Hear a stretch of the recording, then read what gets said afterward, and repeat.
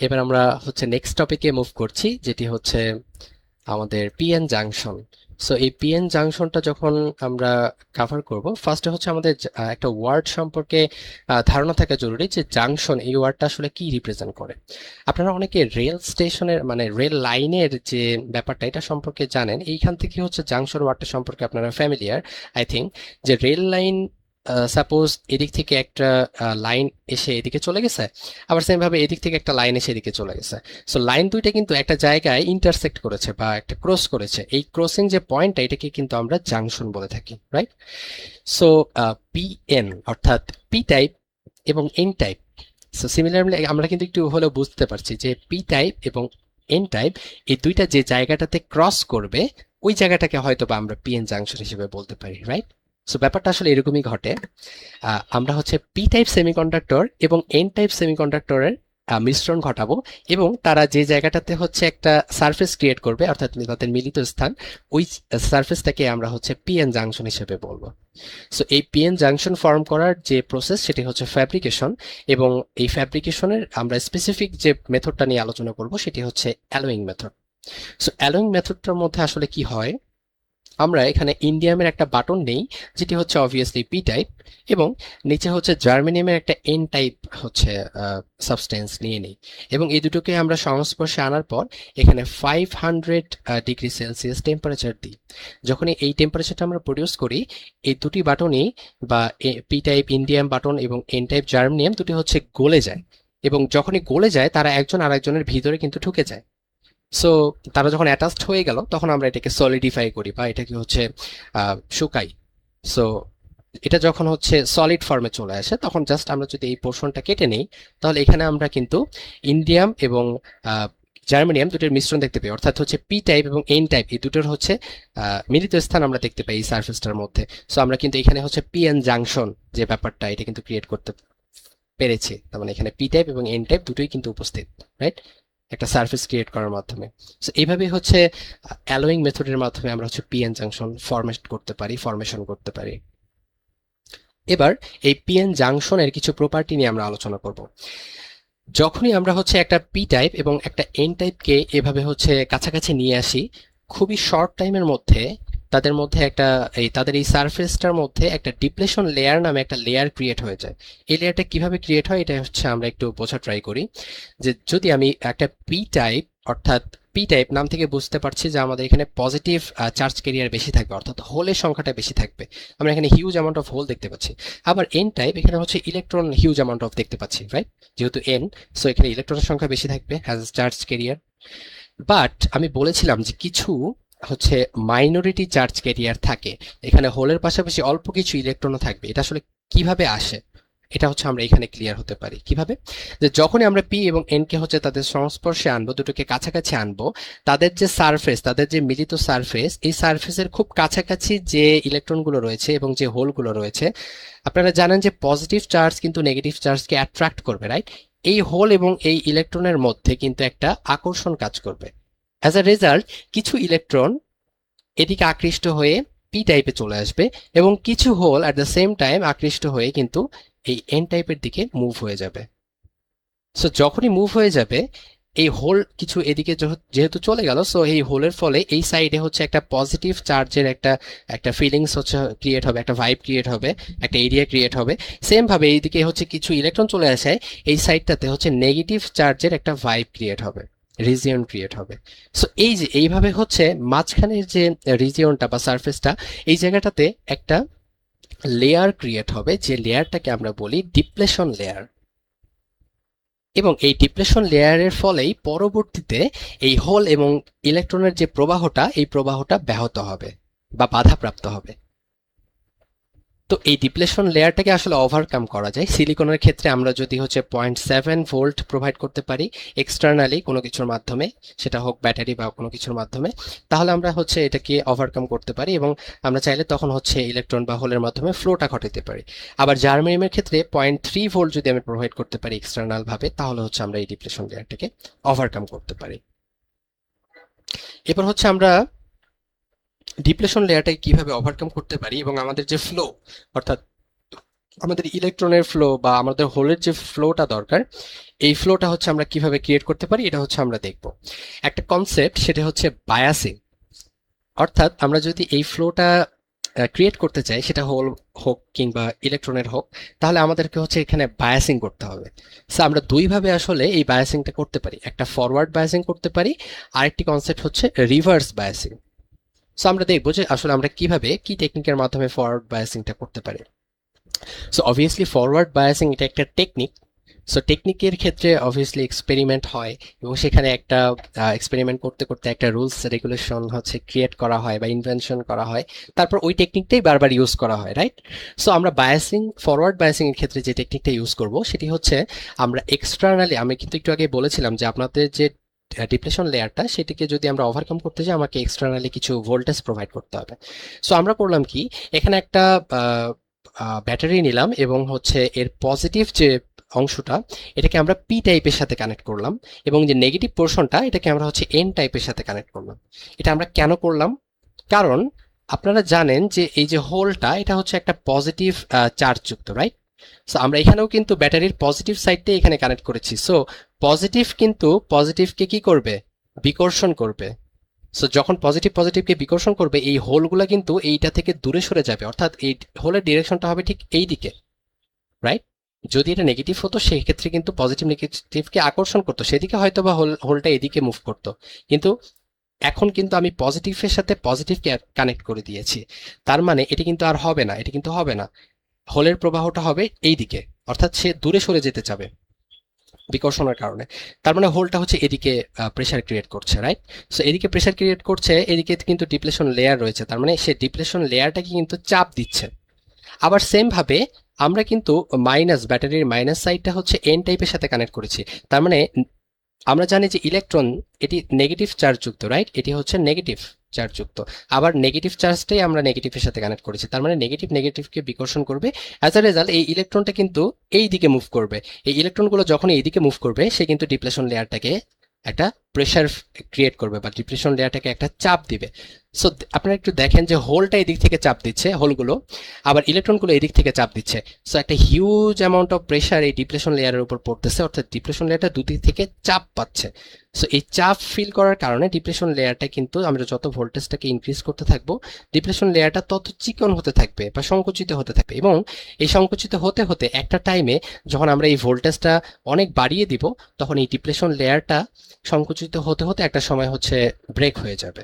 যখন ব্রেক হয়ে যাবে তখন এই ডিপ্লেশন লেয়ারটা আর থাকবে না, তার মানে হচ্ছে এখানে কোনো বাধা থাকবে না। তখন খুব ইজিলি এই হোল বা ইলেকট্রনের মাধ্যমে যে ফ্লোটা হওয়া দরকার, অর্থাৎ কন্ডাকশনের জন্য আমাদের যে ফ্লোটা দরকার, এই ফ্লোটা কিন্তু ক্রিয়েট হয়ে যাবে।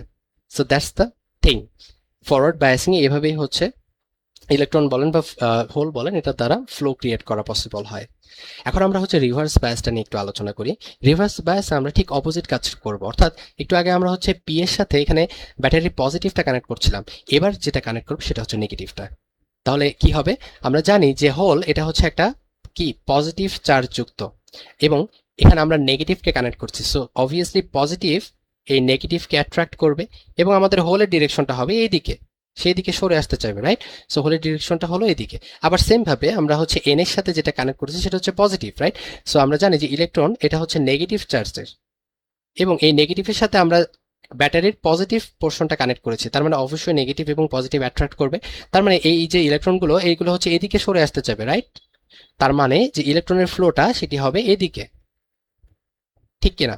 ইলেকট্রনের ফ্লোটা হবে এদিকে। তার মানে আমরা কিন্তু দেখতে পাচ্ছি আগের বার ইলেকট্রন এবং হোল দুজনে হচ্ছে ডিপ্লেশন লেয়ারটাকে চাপ দিচ্ছিল বা সংকুচিত করে ফেলতেছিল, কিন্তু এবার কিন্তু চাপ তো দিচ্ছেই না, বরং হোল এবং ইলেকট্রন তারা কিন্তু দুদিকে সরে যাচ্ছে, অর্থাৎ ডিপ্লেশন লেয়ার থেকে কিন্তু আরো সরে যাচ্ছে। অ্যাজ এ রেজাল্ট ডিপ্লেশন লেয়ারটা কিন্তু আরো বেশি প্রসারিত হবে, অর্থাৎ ডিপ্লেশন লেয়ারের যে লেন্থটা বা যে উইথটা, এটা কিন্তু আরো বেড়ে যাবে। অর্থাৎ এই মাঝখানে যে বাধাটা, এই বাধাটা কিন্তু আরো বেড়ে যাবে। তার মানে হচ্ছে রিভার্স বায়াসিং এ বিদ্যুৎ বা তড়িৎ প্রবাহ যেটা আমরা হোল বা ইলেকট্রনের মাধ্যমে ঘটায় থাকি, সেটা কিন্তু আসলে পসিবল হচ্ছে না আপাত দৃষ্টিতে। যদিও আমরা ইন ফিউচার দেখতে পারবো যে আসলে পিক ইনভার্স ভোল্টেজ নামে একটা কনসেপ্ট আছে। আমরা যখন এই ভোল্টেজটাকে অনেক বেশি অ্যামাউন্ট অফ ভোল্টেজ যখন প্রোভাইড করব, তখন আসলে একটা টাইমে এই জিনিসটা আসলে আর কাজ করবে না, অর্থাৎ ডিপ্লেশন লেয়ারের যে কার্যকারিতাটা এটা নষ্ট হয়ে যাবে। সো অবভিয়াসলি আমরা জানি সবকিছুরই একটা লিমিট আছে, লিমিটের বাইরে গেলে আসলে এটা কাজ করবে না। সো এই জিনিসটা আমরা ইন ফিউচার আসলে ইন ডিটেলস একটু আলোচনা করবো একদম লাস্টে, তখন আপনাদের এই জিনিসটা আরো ক্লিয়ার হয়ে যাবে। তো আপনারা কিন্তু বেসিক যে বুঝতে পারলেন যে ফরওয়ার্ড বায়াসিং এর মাধ্যমে হচ্ছে আমরা কিন্তু এই ফ্লোটা খুব সহজে ঘটাতে পারি, ডিপ্লেশন লেয়ারটাকে হচ্ছে আমরা ব্রেকডাউন করতে পারি, কিন্তু রিভার্স বায়াসিং এ আসলে এই প্রবাহটা কিন্তু ঘটানো পসিবল হয় না, রাইট? কারণ ডিপ্লেশনের লেয়ারটা কিন্তু ক্রমাগত বেড়ে যাচ্ছে, রাইট? ওকে, এবার হচ্ছে আমরা একটা কার্ভ নিয়ে আলোচনা করব। এটা হচ্ছে একটা মোস্ট হট কার্ভ, অর্থাৎ এটা অনেক এসে থাকে পরীক্ষাতে, আমরা প্রায় এই কার্ভটাকে দেখতে পারি।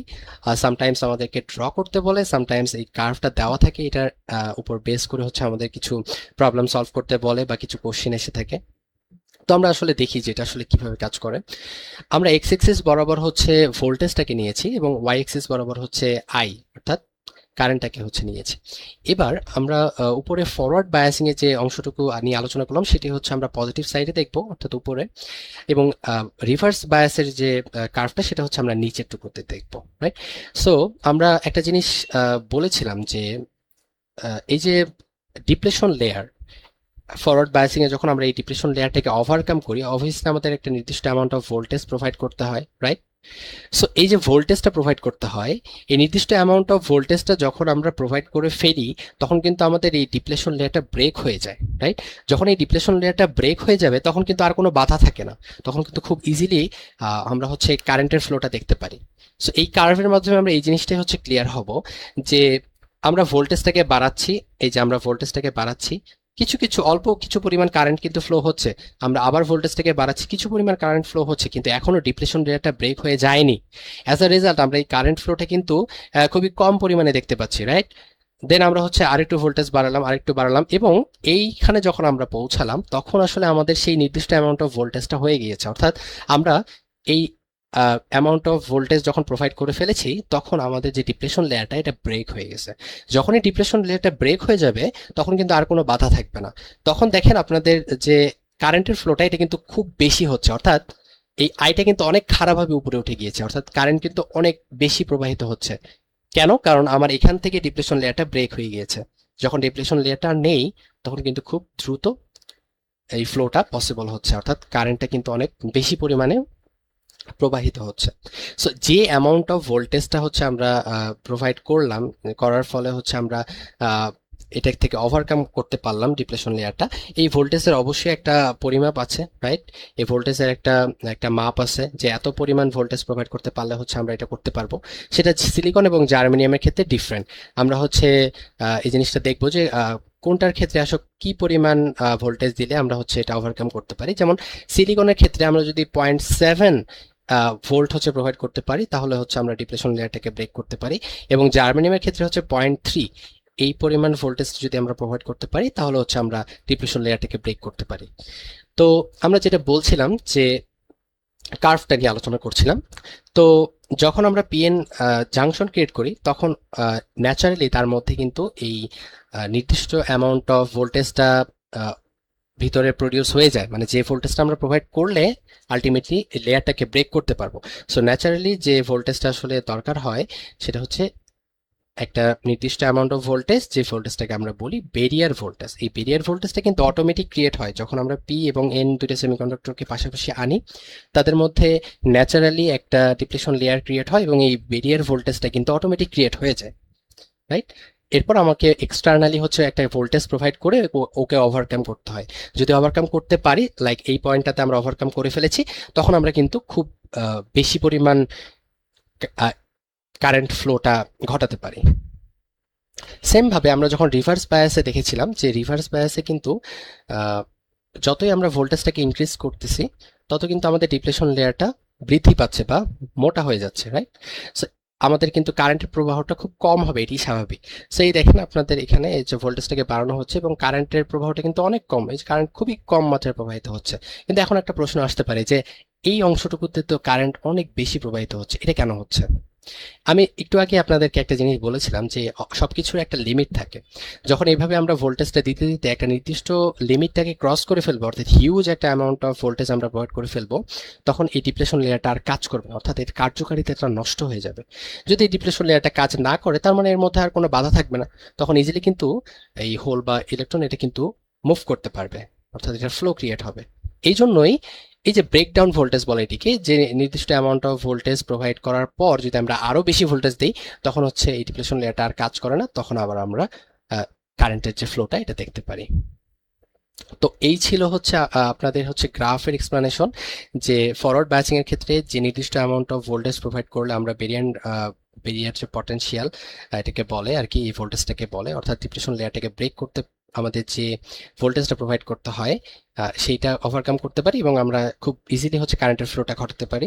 আর রিভার্স বায়াসিং এর ক্ষেত্রে হচ্ছে সেম ভাবে রিভার্স বায়াসিং এর ভোল্টেজটা হচ্ছে আমরা যদি বাড়িয়ে বাড়িয়ে বাড়িয়ে একটা নির্দিষ্ট লিমিটকে ক্রস করে ফেলি, তখন আসলে আর ডিপ্রেশন লেয়ারটা কাজ করে না, এবং সেই অ্যামাউন্ট অফ ভোল্টেজটা যখন আমরা পেয়ে যাই, অর্থাৎ এটাকে ব্রেকডাউন ভোল্টেজ বলে, এটা যখন এটা থেকে বেশি ভোল্টেজ যখন আমরা প্রোভাইড করি, তখন হচ্ছে আবার কারেন্টের ফ্লোটা আমরা দেখতে পারি, একটা হিউজ অ্যামাউন্টের কারেন্টের ফ্লো আমরা দেখতে পারি।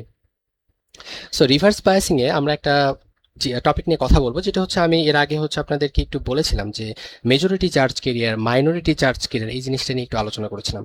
সো ওই ব্যাপারটা এখন খুবই ভালোভাবে সলভ হয়ে যাবে বা ক্লিয়ার হয়ে যাবে।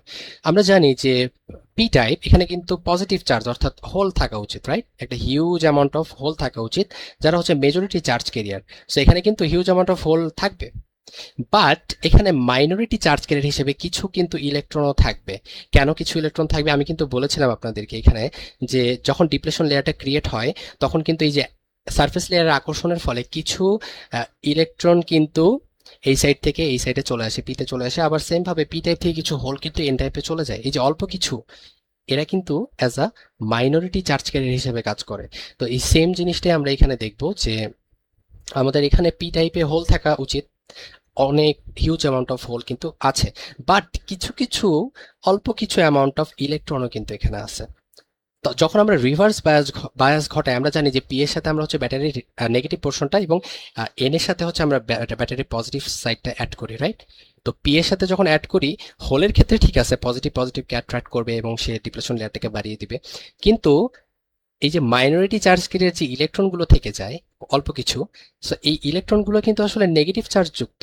সো এখানেও নেগেটিভ চার্জ আমরা সাপ্লাই দিচ্ছি ব্যাটারির নেগেটিভ প্রান্তের সাথে অ্যাড করার ফলে এই নেগেটিভ ইলেকট্রন এই নেগেটিভ দ্বারা আকৃষ্ট কিন্তু হবে না, এটা কিন্তু বিকর্ষিত হবে বা বিকর্ষণ ঘটবে, নেগেটিভ নেগেটিভকে কিন্তু বিকর্ষণ করবে। অ্যাজ আ রেজাল্ট সেই ইলেকট্রনগুলো কিন্তু এই সাইডে মুভমেন্ট করবে। আবার সেম ভাবে এন টাইপের ক্ষেত্রে কিছু মাইনরিটি চার্জ ক্যারিয়ার হিসেবে হোল থাকবে, এখানে হিউজ অ্যামাউন্ট অফ ইলেকট্রন তো রয়েছেই, বাট কিছু সংখ্যক, অল্প কিছু সংখ্যক কিন্তু হোলও এক্সিস্ট করবে। এই হোলগুলো আলটিমেটলি পজিটিভ চার্জ যুক্ত হওয়ায় এই পজিটিভ আর এই পজিটিভ কিন্তু একজন আরেকজনকে বিকর্ষণ করবে, অ্যাজ এ রেজাল্ট হোলগুলো কিন্তু আসলে এই সাইডে মুভমেন্ট করবে, অর্থাৎ সে কিন্তু ডিপ্লেশন লেয়ারটাকে ব্রেক করার ট্রাই করবে বা চাপ দিবে। অ্যাজ আ রেজাল্ট আমরা অল্প কিছু খুবই স্মল অ্যামাউন্ট অফ কারেন্টের ফ্লো কিন্তু এখানে দেখতে পারি। এই রিভার্স বায়াসে যে এই যে মাইনরিটি চার্জ ক্যারিয়ারের জন্য যে একটা স্মল অ্যামাউন্ট অফ আমরা কারেন্টের ফ্লো দেখতে পারি, এই কারেন্টটাকে বলা হয় লিকেজ কারেন্ট বা রিভার্স স্যাচুরেশন কারেন্ট। এটা আপনাদের মাঝে মাঝে থিওরিতে এসে থাকে 1-2 মার্কের জন্য, যে হোয়াট ইজ লিকেজ কারেন্ট, এটা হচ্ছে এক্সপ্লেইন করো, বা 1 মার্কের জন্য শর্ট কোশ্চেন আকারে এসে থাকে। তো আই থিঙ্ক আপনাদের এই কনসেপ্টে ক্লিয়ার হয়ে গেল।